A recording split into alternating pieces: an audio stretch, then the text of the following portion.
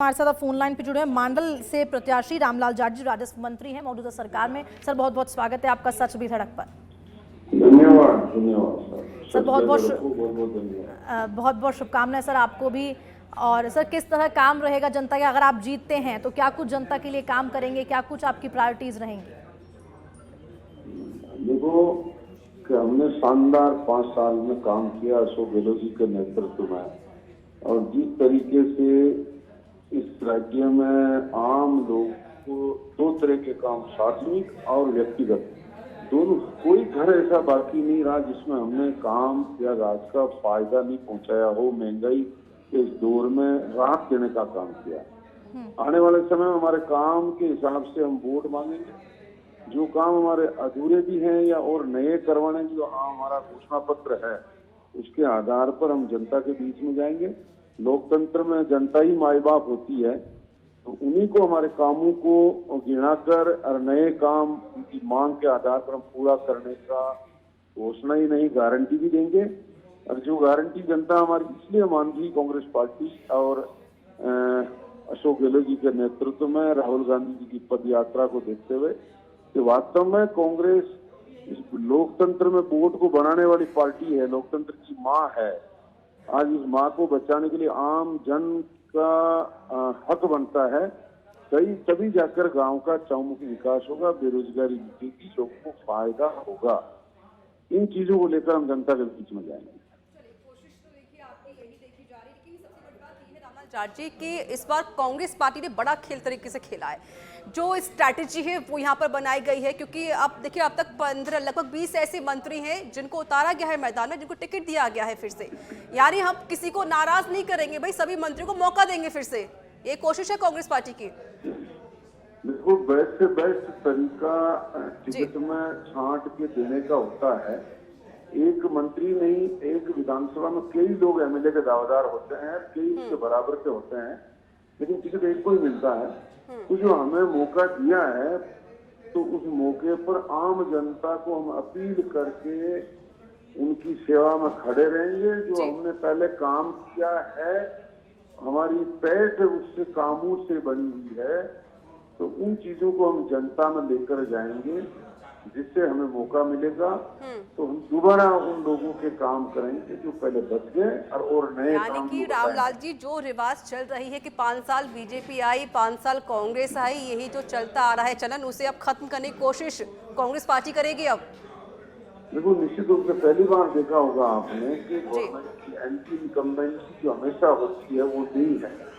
आज कांग्रेस पार्टी ने इस बार जो काम किया अशोक गहलोत जी के नेतृत्व में, इससे हमारी एंटी इनकम्बेंसी नहीं है। बाकी हमारे और कई आदमी की है, तो हम जनता के बीच में जाकर बराबर हम कांटेक्ट में रहे हैं। हमने वो हर कैंप अटेंड किया जिसमें जनता को राहत मिले।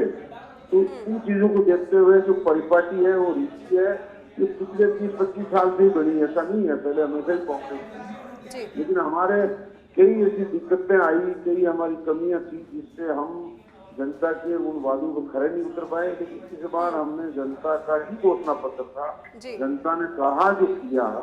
लेकिन आपने जो मैनिफेस्टो जारी किया था रामलाल जी, आपने जो मैनिफेस्टो जारी किया था, तो बीजेपी ने कहा था भाई ये तो रबड़ी बांट रहे हैं। देखो, रेवड़ी बांटने के लिए भारतीय जनता पार्टी कह सकती है कि उन्होंने बंद की है बात। पहले गाय का अनुदान उन्होंने बंद किया, उन्होंने रिफाइनरी बंद की, भिलवाड़ा में मेमो कोच बंद की, उन्होंने गाय पे दूध पे 2 रुपए लीटर था उसको बंद किया। अम्बेडकर साहब की यूनिवर्सिटी जो खोली थी उसको कानून बना के उसको बंद किया। हमने अटल जोशी की पत्रकारिता की यूनिवर्सिटी खोली, तो बढ़िया पत्रकार हमारी सोसाइटी में आए, तो जनता डेमोक्रेसी में अच्छी चीजें लेकर वो लोग आएंगे, उनको बंद किया। तो ये भारतीय जनता पार्टी का काम है, उनके नेताओं का काम है। अच्छी योजनाओं को कभी बंद नहीं करना चाहिए। आपको याद दिलाऊं, राजीव गांधी सेवा केंद्र हमारे खोले थे ताकि नई टेक्नोलॉजी भारत सरकार और राज्य सरकार की आम लोगों तक पहुंचे। उनका भारत रत्न प्राप्त अटल बिहारी वाजपेयी साहब के लिए और बिल्डिंगें बनानी चाहिए, लेकिन उन राजीव गांधी का नाम पुतवा कर अटल सेवा केंद्र किया। ये चीजें करने का काम भारतीय जनता पार्टी करती है। वही कांग्रेस पार्टी आते ही अटल जी का नाम दो कि हाईकोर्ट का आदेश है तो पुनः राजीव गांधी सेवा केंद्र किया जाए, लेकिन राजस्थान के मुख्यमंत्री की भल मनसाइता देती है उन्होंने कहा नहीं, अटल जी बड़े आदमी का नाम भी रहेगा, राजीव गांधी अटल सेवा केंद्र किया। ठीक है। ये चीजें कांग्रेस पार्टी की कल्चर में है कि आम जनता को इन चीजों को हम ले जाएंगे जनता के बीच में। ठीक है जनता रामलाल पूरा जी, विश्वास अगर रखेगी। मैं ठीक है अगर मैं मुद्दों का जिक्र करूं सर, तो बात है कि जो बीजेपी है उसका एक मुद्दा बन चुका है कि हमने महिलाओं को आरक्षण हम दे रहे हैं, जो लोकसभा में पास हो चुका था। इसी को लेकर अब बीजेपी काफी ज्यादा गदगद महसूस कर रही है अपने आप को। अगर बात की जाए कांग्रेस का फोकस है कि जाति जनगणना पर फोकस किया जाए ताकि जाति के आधार पर लोगों को टिकट दिया जाए, और ये कोशिश आपको इसमें लिस्ट में दिखाई भी दे रही है। महिलाओं की बात होती है, आप महिलाओं के लिए हमेशा आगे बढ़ते हैं। ठीक है सर, मेरा पूरा सवाल सुन लीजिए सर सवाल सुन लीजिए मेरा पूरा। महिलाओं की बात होती है, आपने कल लिस्ट जारी की थी, सिर्फ 33 उम्मीदवारों के नाम थे, सिर्फ 9 महिलाएं थी। एक अच्छी बात है, पहल बहुत अच्छी थी आपकी तरफ से। आज आपने एक और लिस्ट जारी कर दी 43 उम्मीदवारों की, जिसमें सिर्फ 3 महिलाएं। क्यों सर? मतलब कि आपने पहली लिस्ट में क्रेडिट ले लिया, लेकिन दूसरी लिस्ट आपने जो जारी की है उसमें आप पीछे हो गए महिलाओं के लिए, क्या वजह रही सर? देखो, पहली बार महिला प्रधानमंत्री कांग्रेस पार्टी ने बनाया है इंदिरा गांधी। अरे सर वो तो अच्छी बात है सर, आप ही महिला हैं, रामलाल जी हमारी बहुत बात अच्छी सुनिए। बात है सर। अब वही बात, अब वही गाना अगर आप गाते रहेंगे सर, रामलाल जी अगर आप वही गाना गाते रहेंगे, गुनगुनाते रहेंगे, तो अच्छा नहीं लगेगा ना। अभी प्रेजेंट में क्या चल रहा है, किस तरीके से आप जो लिस्ट कर रहे हैं, क्योंकि पहली लिस्ट में आपने अच्छा काम किया, लेकिन सेकंड लिस्ट जो थी उसमें सिर्फ 3 उम्मीदवारों के नाम ही क्यों किया है? पहली बार कांग्रेस पार्टी ने महिलाओं को आरक्षण देने का काम कांग्रेस पार्टी ने किया है।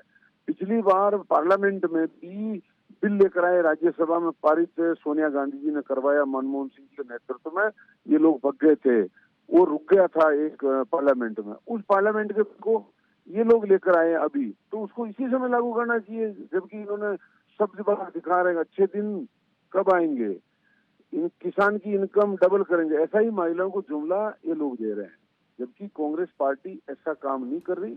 हकीकत में बिल में आरक्षण पंचायत राज में दिया, नगर पालिकाओं में दिया, और आज भी आप टिकट देखो, हमारी पहले लिस्ट में 9 महिलाओं को हमने टिकट दिया। अब धीरे धीरे आएगी। आज पंचायतों में सरपंच, प्रधान, प्रमुख 50% महिलाएं बनी।